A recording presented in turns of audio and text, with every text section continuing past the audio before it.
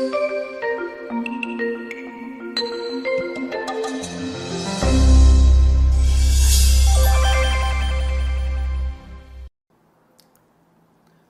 buhay ng mga tao dito sa mundo ay punong-puno ng mga takot.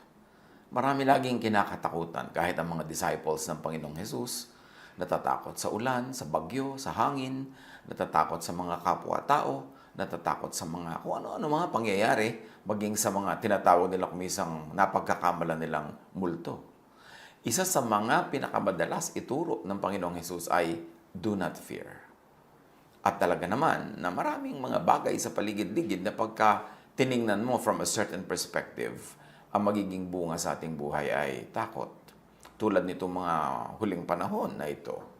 Napakarami mga unknown, napakarami mga hiwaga, maraming nagtutunggaling mga ideya kung paano sosolve na isang problema. And because of that, people are uncertain. And uncertainty could breed a lot of fear. Ano ang relevance ng mga salita ni Jesus, salita ng mga ibang propeta na nakasulat sa Biblia na mahalagang alalahanin at kunitain sa pagharap sa mga bagay na kung hindi mo babantayan ay maaaring malibang ka at ang maging wakas ay matakot. Ang pag-aaral natin ngayon, pagbalik sa isang napakahalagang katuroan ni Jesus, do not fear, huwag matakot. At yan ang isa naman talaga na madalas sinasabi ni Jesus, do not fear. 1 John 4:18, walang kasamang takot ang pag-ibig at pinapawi ng ganap na pag-ibig ang anumang takot. Hindi paganap ang pag-ibig ng sinumang natatakot sapagkat ang takot ay kaugnay ng parusa. At very relevant yan sa mga nangyayari ngayon sa mundo. Marami mga relihiyoso, natatakot na nga ang kapwa, marami na nga uncertainties, marami mga difficulties and hardship, tapos sasabihin pa nila pinaparusahan ng Diyos ang mundo, pinaparusahan ng Diyos ang tao. At pagka nailagay mo yung element ng parusa ng Diyos, lalo kang matatakot. Kasi syempre nakakatakot, parang Diyos ang kalaban mo, parang Diyos ang nagbibigay ng mga problema at parusa. Anong laban natin doon? Pero sinasabi ni Jesus, no, no, no, no. Pagka natatakot ka pa, hindi mo pa naiintindihan ng love. Hindi mo pa naiintindihan ang love of God. Hindi ka pa umiibig sa Diyos ng ganap to the point na nagtitiwala ka ng ganap. Ano man ang mangyari, agree ka man o hindi, inconvenient man o hindi, agree ka na mahal ka ng Diyos. Therefore, walang papayagan ng Diyos na mangyari sa iyo na walang relevance sa kanyang pag-ibig. Pag naging malinaw sa atin, natanggap natin, at nabuhay tayo sa katotohanan ng mahal tayo ng Diyos, maraming takot ang mawawala sa buhay. Kaya ang lagi nating alalahanin, mahal tayo ng Diyos, hindi yun nagbabago at ang pag-ibig ng Diyos ang nag-ahari sa ating buhay kahit sa mga paraang hindi natin nauunawa, hindi natin naiintindihan. Kaya mahalaga yung faith, mahalaga yung pananalig. Psalm 91:3-6, surely He will save you from the fowler's snare and from the deadly pestilence. So, dalawang panganib ang ina-address dito ng sumulat ng mga awit na ito. Na ililigtas tayo ng Diyos sa mga likha ng tao na mga panganib tulad ng mga bitag. At ganun din naman sa mga hindi mo malaman kung saan galing tulad ng mga pestilences, tulad ng mga salot na hindi mo malaman kung saan nagmumula. Maging ang mga scientists ay hindi lagi nag-agree kung saan ito nagmumula, anong gagawin dito. Pero iisa ang katotohanan na ang Diyos daw ililigtas tayo. Maraming paraan ng pagliligtas ng Diyos. Merong sinasagip ka talaga doon sa immediate threat. Meron naman na ang nangyayari, parang ginugupo sila ng threat hanggang sumakabilang buhay sila. Pero di ba ang ending din nun, babalik ka rin sa Diyos, sasagipin ka rin ng Diyos, sa Kanya ka rin pupunta. Pag nilawakan natin ang ating pananaw, na ang kaligtasan sa problema ay maaaring immediate na pag-extract sa iyo ng Diyos mula sa problema o yung problema ay parang sa biglang tingin ay nagwagi, nabawian ka ng buhay, pero ang ending, di ba, babalik ka rin sa Panginoon. Hindi natin laging gustong yun ang mangyari. Kasi ang gusto natin na ending ay yung gumaling ka bigla at humaba pa ang iyong buhay. Pero kahit ano naman ang ihaba ng buhay na ito, ang ending pa rin ay babalik pa rin tayo sa Panginoon. Sa pagpapatuloy ng Psalm 91:3-6, He will cover you with His feathers, and under His wings you will find refuge. His faithfulness will be your shield and rampart. Itinulad ang Diyos sa isang agila o sa isang inang manok o sa isang ibon na nililimliman niya, nilulukuban niya ng kanyang pakpak, ng kanyang mga balahibo, ang kanyang mga anak para mga ito ay huwag mabasa, huwag maginaw, huwag na matakot sa hangin, at huwag madagit ng kalaban. Ito ang inihalin tulad nitong psalm sa pag-ibig ng Diyos. Tayo daw kanyang lulukuban, ipagtatanggol, ipoprotect. You will not fear the terror of night, nor the arrow that flies by day, nor the pestilence that stalks in the darkness, nor the plague that destroys at midday. So 24/7, anumang oras, anumang uri ng panganib, hindi daw tayo mabubuhay sa takot kung aalalahanin natin ang pag-ibig ng Diyos, ang proteksyon ng Diyos, at ang kanyang walang hanggang mabuting kalooban para sa atin. Kahit sa biglang tingin, hindi tayo agree na mabuti ang nangyayari sa ating buhay. Pero alam niya ng Diyos, and when God allows it, ang kailangan umandar sa ating buhay, pagtitiwala. Na huwag tayong bibitaw. Mas malakas ang hangin, mas kumapit tayo sa Diyos. Mas madilim, mas kumapit tayo sa Kanya. Mas hindi natin nauunawaan na nangyayari, mas humihirap, mas lalo tayong kumapit sa Kanya. Yun ang sagot sa fear. At ano pang lagi nating matututunan mula sa Biblia? Do not fear what is not immediately before you. Kanina, just do not fear. Pero ngayon, dinadagdagan natin, kina-qualify natin. Yung hindi nandyan na mismo sa iyong harapan at nangyayari na talaga, huwag mong katakutan. Kasi madalas, imagination lang. At maraming nai-imagine, hindi naman yun ang natutupad sa tunay na buhay. Do not fear na agad what is only still or just in the realm of thought. Gaano kalaking porsyento ng mga kinakatakutan natin nasa guni-guni, nasa isip lang. Hindi pa talaga kaharap, hindi pa talaga nangyayari, pero kinatatakutan na. Psalm 49:5, why should I fear when evil days come? When wicked deceivers surround me? Yun, pinag-uusapan, yung darating pa lang. Sabi, bakit ko kakatakutan? Pag dumating yung panahon na may darating na mga ganitong hirap at kasamaan sa buhay, sabi ganun, syempre, lalo naman kung hindi pa naman dumarating, ini-imagine mo pa lang, huwag katakutan kasi dumadagdag sa pahirap sa kalooban. Psalm 55, 1-4, listen to my prayer, O God, do not ignore my plea. Hear me and answer me. My thoughts trouble me and I am distraught because of what my enemy is saying, because of the threats of the wicked. So ano daw nagpapahirap sa kanya? Thoughts. My thoughts trouble me.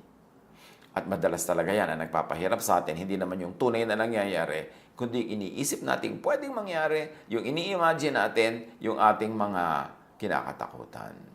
Sabi niya, my enemy is saying many, many things. That's why I am distraught. I am full of fear because of the threats of the wicked. At sino yung maituturing sa maraming panahon na enemy, saying things that distraught? Yung mga mahilig magbalita ng very bad news, mahilig magkalat ng sad news, mahilig manakot, mahilig magbigay ng mga duda, mahilig na maglagay sa puso natin ng mga pangamba, yun ang enemy. Saying many things that threaten us, that removes our peace, that doesn't help us. Kaya dapat pinipili mo rin ang pinapakinggan. Marami ngayon, ang paborito nilang contest, magpagalingan sa dami ng ibinabalitang sad news. Paramihan ang nalalaman ng mga napahamak, mga nagkasakit, mga ganito at nagkaganyan. Dapat hindi ganun. Kasi pag bumubuka ang ating bibig, lalo sa mga panahon na marami na ngang mga pinoproblema ang tao, yun ang mga nakakapagpalakas ng loob, yun ang mga nakakapagpasaya, nakakalibang. Kasi kailangan din natin kahit man lamang entertainment na lang, away from such thoughts na nakakadistraught, nakakapagpahirap, nakakatakot. At sa pagpapatuloy ng ating binabasa sa Psalm 55, 1-4, for they bring down suffering on me, my heart is in anguish within me, the terrors of death have fallen on me. So ang lahat ng yan, nasa isip, iniisip. Bihirang-bihira, konting-konti yung talagang kaharap mo at nagaganap.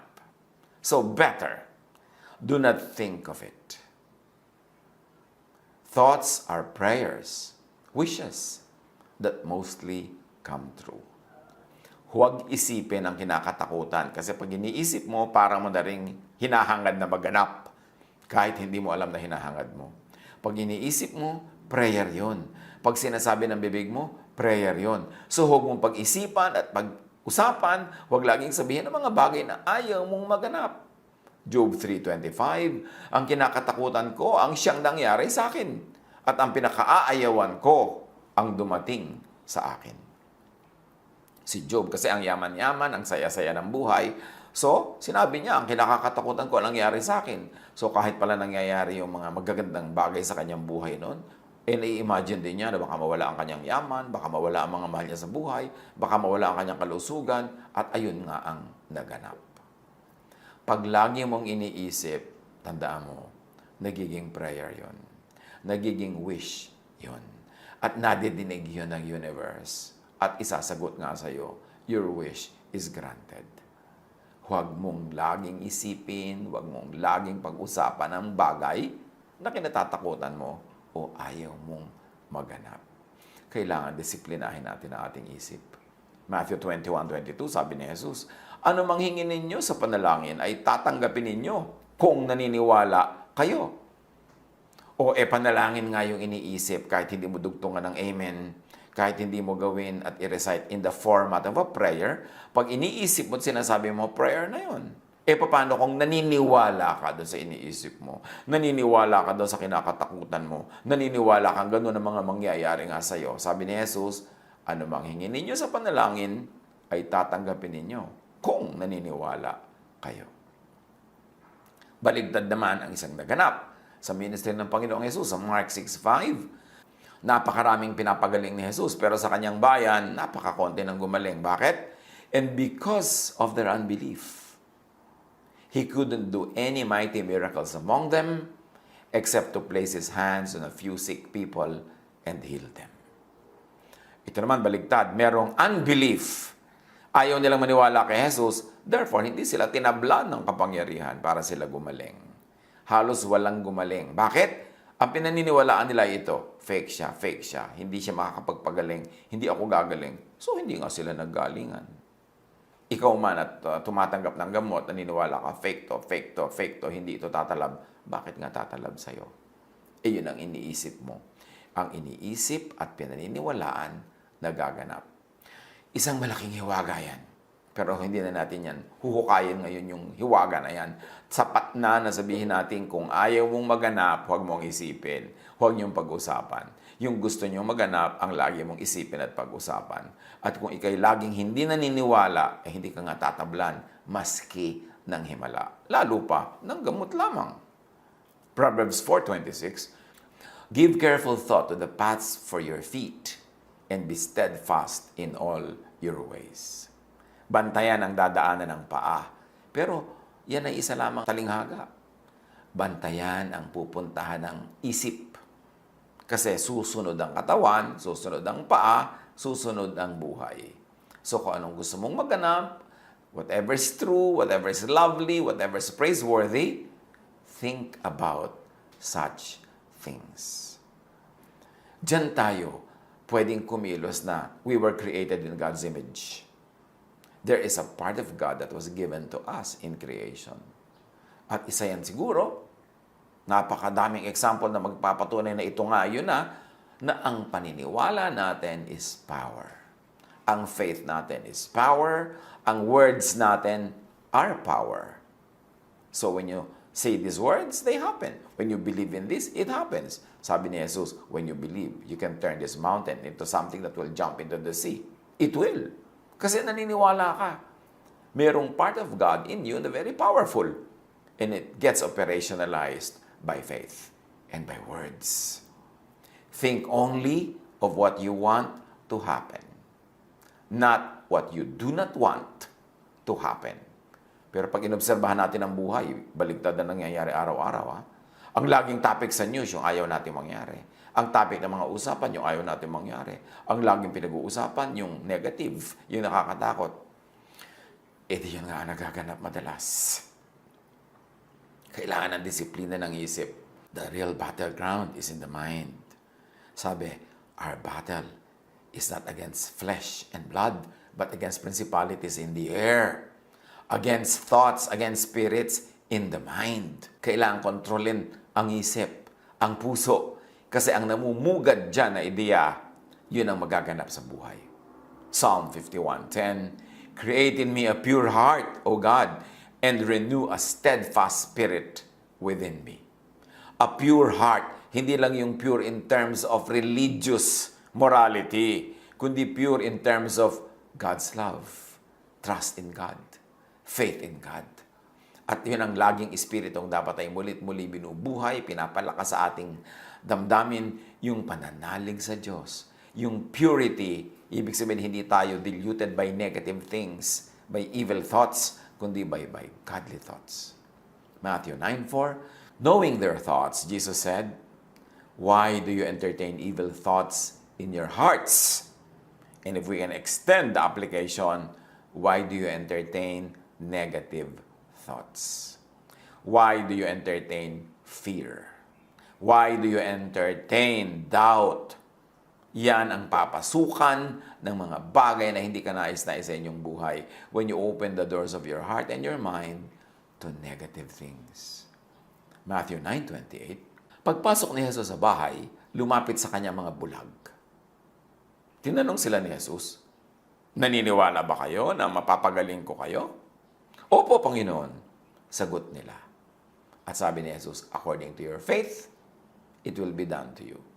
Kung naniniwala kayo 100%, gagaling kayo 100%. Naniniwala kayo 50%, gagaling kayo 50%. Hindi kayo naniniwala, 0 ang paggaling ninyo. Wala. According to your faith, it will be done to you. Yes, God is there. Yes, Jesus is there dispensing power. But you are the other half of the team. You have to believe in God. You have to believe in Jesus para yung power na yon magkatotoo sa iyong buhay. Nakita mo sa kanyang hometown, yung power niya, hindi sapat para pagalingin yung mga tao doon. Kasi dapat sang-ayon sila, dapat payag sila, dapat meron silang assent, dapat meron silang pagsang-ayon, meron silang pananalig. And without that, hindi ka naman bigla-biglang babaguhin o papagalingin ng Diyos na ayaw mo naman o hindi ka naman naniniwala kasi meron tayong free will. Ibinigay din niya yan as part of our being made in the image of God.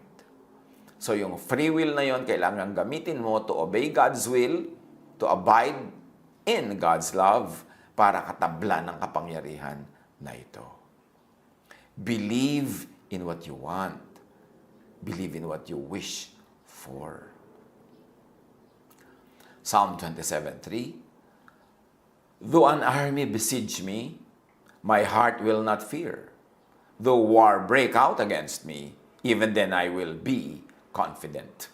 At kung bibigyan natin ng extension ng application, though an army of bad news besiege me, my heart will not fear.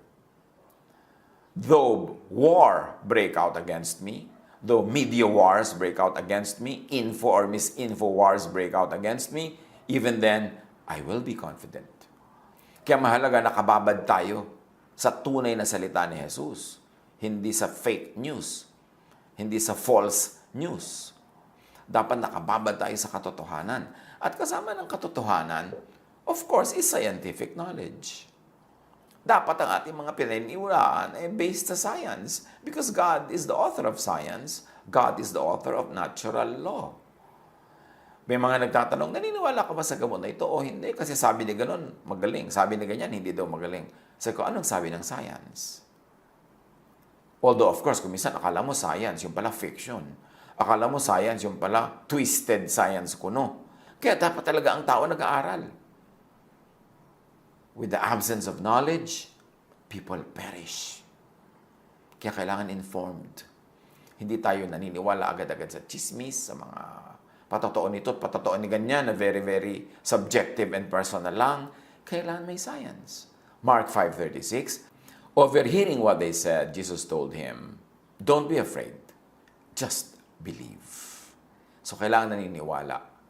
Kailangan we surround ourselves with truth, with positive truth. Kasi may truth din naman na negative, yung nakakatakot, yung nakakapangamba. Pero bakit yan ang lagi mong titingnan? Bakit yan ang lagi mong pagtutuunan ng pansin, tititigan? Hindi yun ang magiging reality mo. Mark 9:23, if you can, said Jesus, everything is possible for one who believes. Sabi nung nagpapagamot kasi sa kanya, if you can, please heal us. Sabi ni Jesus, if you can, if I can, of course I can. But the question is, do you believe? It is not enough that I can. Kumbaga sinasabi ni Jesus, I can, but do you believe? Because if you do not believe, I won't. Hindi ka tatablan ng kapangyarihan na ito kung di mo tatanggapin. Kailangan buksan mo ang iyong puso, ang iyong isip sa isang katotohanan para ito tumalab sa iyo. Sadly, ang daming tao nakabukas yung isip at puso sa mga negative things. Kuminsan, false things pa nga. Fake news pa nga. Yun tuloy ang tumatalab sa kanilang buhay. Ang nagiging bunga, takot, pangamba, nervyos, hopelessness, depression. Sunod-sunod yan. Magtutuloy-tuloy yan dyan pagka hindi natin inawat, hindi natin pinigil. Kaya kailangan, nagsisimula pa lamang na lumipad sa ibabaw ng ulo natin yung mga negative thoughts, tinataboy mo na. You cannot stop birds from flying over your head, sabi ni Luther. But you can stop them from nesting in your hair. Hindi napipigil na may lumipad na ibon sa ibabaw ng ulo mo. Pero dapat pigilan mo na magpugad yan sa iyong buhok. Kung may buhok. O magpugad yan sa iyong anit. Kasi siya na maghahari sa iyong buhay. Pamisa-misan, may tumatawid sa isip natin na pangamba, nervyos, pero tinataboy mo agad. Hindi mo na ina-entertain pa, pinapaupo, pinagkakape, pinu-foot massage mo. Nagtatagal tuloy at ayaw umalis. Paalisin agad. Ganyan din yung mga tao na dadating sa buhay mo through social media o through physical visit, which is rare now but can still happen. Darating sa buhay mo, ang daladala negative, itaboy mo agad. Kasi pag alis yan, ang naiwan sa'yo, takot, nervyos, duda. Gusto mo ba yun? John 11:40. Then Jesus said, did I not tell you that if you believe, you will see the glory of God? So again, pinakakadiin-diin ni Jesus, believe. Believe in what you want to happen. Believe in what God wants to give to you. Because belief makes things happen. Hindi nare-realize ng maraming tao. Merong napakalaking kapangyarihan na hawak sila. At ito ay belief. Ito ang laging inaagaw ng kaaway, yung belief. Imbes tumingin ka sa Diyos, pinapatingin ka niya sa kadiliman. Imbes tumitig ka kay Jesus, pinapatitig ka niya sa hangin, sa bagyo, sa alon. Kaya si Pedro lumubog sa tubig dahil una nakatitig siya kay Jesus, tapos biglang tumitig siya sa alon, tumitig siya sa hangin, tumitig siya sa nakakatakot, di lumubog siya. Kanino tayo laging tumititig? Ano ang lagi natin pinag-uusapan? Ano ang lagi nating inuungkat-ungkat? Dapat yung gusto natin mangyari, yung magandang mangyari.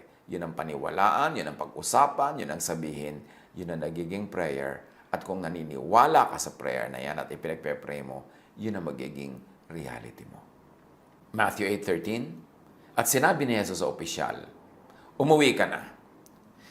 Mangyayari ang hinihiling mo ayon sa iyong pananampalataya.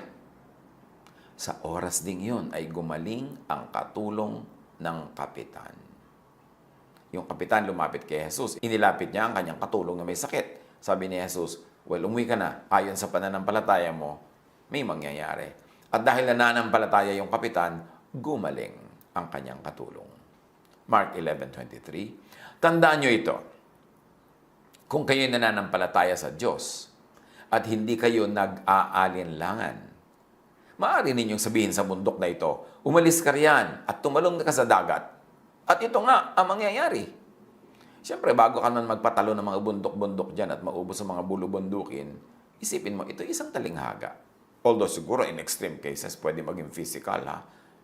Pero mas applicable na isipin ito isang talinghaga. Na isipin mo lang na yung inaakala mong imposible ay posible sa Diyos. Ano man yun. Mark 11:24. Kaya't sinasabi ko sa inyo, ano man ang hihingin ninyo sa inyong panalangin, maniwala kayong natanggap na ninyo at matatanggap nga ninyo iyon. Nakita niyo yung sikreto dito, mga kapatid? Ano man ang hingin, hinihingi pa lang, paniwalaan yung tapos na, natanggap nyo na, past tense na, magpasalamat na kayo. At pagkatapos, matatanggap nyo yon. See faith at work. Pinaniwalaan mo na, pinagpasalamat mo na, hinanda mo na yung loob mo, nakakasana ang buhay mo doon sa sagot na yun ng Diyos. Yun ang mangyayari. Pero kung nagdasal ka, tapos hindi ka naman naniniwala mangyayari, duda ka ng duda, ano mangyayari sa buhay mo? Di wala. Control your thought. Do not let thought deceive you. Maraming panlilin lang ang isip. Kasi ang isip nakadepende yan sa anong nadinig, anong nakita. Marami tayong nakikita, magic lang pala. Trick lang pala. Bilis lang pala ng kamay. Marami tayong naririnig kasi nungalingan lang pala. Pero very convincing, akala mo totoo. Hindi tayo laging magtitiwala agad sa nakikita, sa nadirinig, sa naaamoy, sa iniisip, sa ini-imagine. Proverbs 23:33, you will see weird things and your mind will play tricks on you. Ang isip mismo natin ang maglalaro sa atin. Paglalaroan tayo ng ating guni-guni. Ang dami-dami mga nagseselos, selos na selos. Sure na sure sila sa kanilang selos, pero guni-guni lang nila. Hindi laging totoo yung mga feminine intuition. Although marami dyan nagkakatotoo at totoo talaga. Pero hindi lahat. Kasi marami ring guni-guni. Maging ang mga kababaihan na guni-guni lang. Tapos paniwala na sila ng aaway na, ng gugulo na. Guni-guni pa lang. Your mind will play tricks on you. Mahalaga to be informed with true knowledge. With the best knowledge available. Huwag tayong magpadala sa ating guni-guni. Job 20:2, my troubled thoughts prompt me to answer because I am greatly disturbed. So sige, dahil troubled ang thoughts niya, troubled ang lahat ng nangyayari sa kanyang buhay. Payapain ang isip, magpahinga, matulog. Tanggalin ang mga nagpapatakot sa atin na ayaw tuloy tayong patulugin. Kasi mas puyat ka, mas hindi ka tulog, mas magulo yung pag-iisip. Mahalaga ang pahinga. The Lord is my shepherd, I shall not want. He leads me beside still waters. He restores my soul. Yan ang ginagawa ni Jesus. Pinagpapahinga tayo at pinananariwa ang ating espiritu upang tayo makapag-isip ng tama, makapagdasal ng tama, makapag-imagine ng tama para yung magagandang tama na yun ang maghanap sa ating buhay. Proverbs 4:23, above all else, guard your heart, for everything you do flows from it. Or we can use interchangeably, guard your mind. Guard your mind, for everything you do flows from your thoughts. So control your thought. Do not let thought control you. 2 Timothy 1:7, sapagkat ang espiritong ibinigay sa atin ng Diyos ay hindi espiritu ng kahinaan ng loob, kundi espiritu ng kapangyarihan, pag-ibig, at pagpipigil sa sarili. Yung pagpipigil sa sarili, hindi lang pagpipigil sa mga lustful thoughts, hindi lang pagpipigil sa mga bisyo, pagpipigil din yan sa pag-iisip ng nega. Pagpipigil din yan sa pakikinig ng nega. Pagpipigil din yan sa pakikisalo sa mga controversial thoughts na nakakagulo lang sa ending. Kailangan hindi espiritu ng kahinaan ng loob. Huwag tayo magpapakinig sa nagpapahina ng loob. At lalong-lalo, huwag nating pahinain ang loob ng kapwa. Dapat espiritu ng kapangyarihan ang nananaig at nagwawagi sa ating buhay. Psalm 13:2, how long must I wrestle with my thoughts, and day after day have sorrow in my heart? How long will my enemy triumph over me? At ang triumph ng enemy dito, yung nananaig siya sa kanyang thought. Sa thought ng tao. Yung enemy mo na negative thoughts, fearful thoughts, scary thoughts, yun ang nananaig. Tuloy ikaw ay ninenervyos, nawawalan ng pag-asa, Sabi ganon, how long must I wrestle with my thoughts? Kaya ang kalaban natin, hindi nandun sa malayo, nasa loob ng utak. Nasa loob ng puso. Gawin ang isip na kingdom of God, hindi kingdom of Satan. Gawin ang puso na kingdom of God, hindi kingdom of Satan. Ang naghahari ay kapayapaan, katahimikan, pag-ibig, pagtitiwala, pananalig, hindi duda, hindi takot. So, huwag hayaan ang negative thought to triumph over you. Psalm 55 verse 2, hear me and answer me. My thoughts trouble me and I am distraught. Kung meron tayong dapat laging bantayan, yung laman ng isip, yung pumapasok sa isip, yung kumakatok sa pintuan ng ating isip. Tanggihan. Kung nasa loob na, palabasin, itaboy. Huwag tayong pumayag ng ating isip ay maging trono ng nega. Control your thought. Do not let ungodly, negative thought shape your life. Huwag gawin na amo ang takot, na lahat ng ginagawa natin dahil sa takot. Lahat ng ginagawa natin dahil ninenervyos tayo kasi lalo lang tayo magkakamali-mali. Magkakabisa-bisala, magkakalito-lito. Sikapin na lagi makapag-isip ng malinaw. Proverbs 23:7, for as he thinks within himself, so he is. Kung paano ka mag-isip, yun ang buhay mo. Proverbs 4:23, be careful how you think. Your life is shaped by your thoughts. And syempre, ang thoughts natin is shaped by what we hear, by what we see, what we touch, what we smell, what our senses perceive. So, pinipili ang pinagtutuunan ng ating mata, ng tingin, ng ating panlasa, ng ating pangamoy, ng ating pandinig. Psalm 139:23, search me, God, and know my heart. Test me and know my anxious thoughts. At paalisin, itaboy.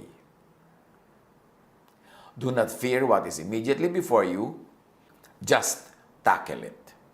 Sabi natin kanina, do not fear, and then do not fear what is not immediately before you. Ngayon, kahit nandyan na, nangyayari na, totoong-totoo na, huwag pa rin matakot. Tackle it. Solve it. Use godly wisdom. Use scientific knowledge. Use practical knowledge to solve whatever scares you. 1 Peter 3:13, who is going to harm you if you are eager to do good? If you are eager to think positive, therefore to pray positive, positive things can and will happen in your life. Huwag magpadaan na tayo natataranta. Nawawalan tayo ng magandang desisyon. Payapain ang sarili. Think of what you have to be tools in solving your issues, and then tackle the issue with God's help. Equipped with knowledge, equipped with a sound mind, and with a strong faith. Psalm 37:3, trust in the Lord and do good, dwell in the land, and enjoy safe pasture. Psalm 112:6-7, surely the righteous will never be shaken. They will be remembered forever. They will have no fear of bad news. Their hearts are steadfast, trusting in the Lord. Pag meron tayong magagawa, pairali natin yung pananalig at gawin natin ang kaya nating gawin. Pero sa mga paminsan-minsan na wala tayong masyadong magawa, o wala talaga tayong magawa, lalo naman na pairali ng pananalig, pagtitiwala, at hayaang Diyos ang gumawa. Isipin kung ano pa rin yung positive, kung ano pa rin yung maganda, kung ano pa rin yung kanais-nais, at yun ang laging ipanalangin. If you can solve it, leave it as it is. Nature will solve it. Ang participation naman natin sa healing, participation natin sa problem solving, it has limits. It's only up to a point. Darating at darating yung puntong hanggang doon lang ang kaya natin gawin. Bibitaw na tayo dahil hindi na natin kayang may gawin pang dagdag at ipapaubaya na natin sa Diyos, sa kalikasan, sa creation ang paglutas ng challenge. Philippians 4:7, at ang kapayapaan ng Diyos na hindi kayang maunawaan ng tao ang siyang mag-iingat sa inyong puso at pag-iisip dahil sa inyong pakikipag-isa kay Kristo Jesus. Kung dumating sa point na hindi tayo malakas, wala tayong lakas, wala tayong magawa, lalo naman na gawing partner si Jesus. And this time, magiging silent partner ka lang. Si Jesus ang lahat ng gagawa ng practical things. Ang Diyos ang kikilos, the laws of nature set by God will work, at ipaubaya sa Diyos, ipaubaya sa kamay ng Diyos ang mga mangyayari kung wala ka talagang magawa sa point na ito. Madalas naman meron tayong magagawa. Madalas naman meron tayong kasama at katulong at kapartner. Pero kung paminsan-minsang dumarating sa point na parang wala ka talagang magawa, wala kang kakayanan, wala kang kapangyarihan, wala kang resources, nandyan ang Diyos. Hindi yun naiiba. Sa Kanya pa rin umasa, sa Kanya tumawag. At saan man niya dalin ang takbo ng kwento, lalo't kung siya na ang mag-isang gumagawa at hindi na tayo nagpa-participate dahil wala tayong kapangyarihan sa oras na yon, kung saan man niya dalin ang ending ng kwento, magtiwala, manalig, at ipasa Diyos ang magiging bunga ng lahat ng nangyayari. Psalm 94:19, when anxiety was great within me, your consolation brought me joy. Yun ang gawin natin. May mga tao na kuminsan dumarating sa mahirap na sitwasyon. You are not in control of your environment. You are not in control even of your body. You are not in control of the situation. But God is in control. At yan ang pinakamahalagang maalala. Masarap syempre yung may control ka sa buhay mo. Yung nakakain mo gusto mong kainin, nakakahinga ka sa paraan na gusto mo, nakakakilos ka. Pero may mga point sa panahon na hindi laging ganun na nangyayari. Pero doon lalo magtiwala sa Diyos. Doon lalo pakilusin ng Diyos. At siya ang mag-isang gumawa without our participation at hindi naman pwede magkamali ang Diyos. Kahit pa nga ang pagdala niya sa atin, hindi yun ang gusto natin puntahan, hindi yun ang nasa isip natin, hindi yun ang ideal, pero ipagtiwala sa Diyos. Siya ang nakakaalam ng pinakamabuti para sa atin. So ano man ang mangyari, init at lamig, dilim at liwanag, hirap at ginhawa, magtiwala sa Diyos. At huwag matakot, huwag maging anxious, kasi wala namang napapala ang natatakot. Sabi ni Jesus sa Matthew 6:25-34, kaya't sinasabi ko sa inyo, huwag kayong mabalisa tungkol sa inyong kakainin at sa inyong iinumin upang kayo mabuhay o kaya tungkol sa susuotin ng inyong katawan. Hindi ba't ang buhay ay higit na mahalaga kaysa pagkain at ang katawan kaysa damit? Masdan ninyo ang mga ibon. Hindi sila nagtatanim, ni umaaniman, o kaya nagtitipon sa kamalig. Ngunit pinapakain sila ng inyong Ama na nasa langit. Hindi ba't higit kayong mahalaga kaysa mga ibon? Sino sa inyo ang makapagpapahaba ng kanyang buhay kahit ng 1 oras sa pamamagitan ng kanyang pagkabalisa? At bakit kayo nababalisa tungkol sa pananamit? Isipin ninyo kung paano tumutubo ang mga bulaklak sa parang. Hindi sila nagtatrabaho ni gumagawa ng damit. Ngunit, sinasabi ko sa inyo, kahit si Solomon sa kanyang karangyaan ay hindi nakapagdamit ng singganda ng isa sa mga bulaklak na ito. Kung dinadamitan ng Diyos ang damo sa parang, nabuhay ngayon at kinabukasan ay iginagatong sa kalan, kayo pa kaya? Kay liit ng inyong pananampalataya sa Kanya. Kaya't huwag kayong mag-alala na baka kayo kapusin sa pagkain, inumin, o damit. Hindi ba't ang mga hente lang nababahala tungkol sa mga bagay na ito? Alam na ng inyong Ama na nasa langit na kailangan ninyo ang lahat ng ito. Ngunit higit sa lahat ay bigyang halaga ninyo ang kaharian ng Diyos at ang pamumuhay ng ayon sa Kanyang kalooban. At ibibigay niya sa inyo ang lahat ng mga bagay na ito. Kaya nga, huwag ninyong alalahanin ang bukas, sapagkat ang bukas ang mag-aalala sa sarili niya. Sapat na ang inyong mga suliranin sa bawat araw. Baunin natin ang mga salitang ito ni Jesus sa pagharap natin sa challenges of daily life. Harapin lang yung kaharap, yung malayo, hayaan. Pagdating ng bukas, doon siya harapin. Kung darating siya, madami naman sa ini-imagine natin, hindi dumarating bukas eh. Pero kahit hindi siya dumating, nag-worry na tayo, nahirapan na tayo, natalo na tayo. Yun lang kaharap ang talagang tunay na harapin. At kaharapin yan, kasama si Jesus. Harapin niya na meron tayong kapangyarihan, kasama si Jesus. At sa mga panahong wala tayong kaya at lakas, harapin, si Jesus lang ang gagawa. Magtiwala. Huwag matakot. Hayaan natin ang ating pananalig ang maging lakas, maging pag-asa, maging sigla ng ating buhay. Sa pagharap sa anumang uri ng challenges, yung challenge man ng panahong ito o ng mga iba pang panahon. Control your thoughts. Submit, surrender your thoughts to Jesus. And let the power of Jesus give you happiness, give you cheer, give you hope. God bless us all.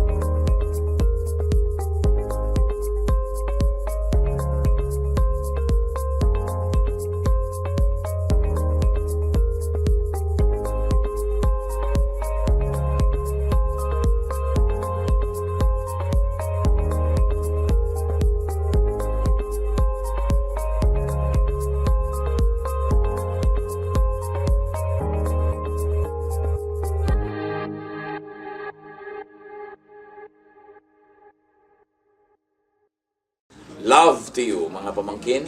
Dito tayo mag-aral ng salita ng Diyos. Dito tayo mag-aral ng mga practical na bagay. Magdalanginan para sa isa't isa.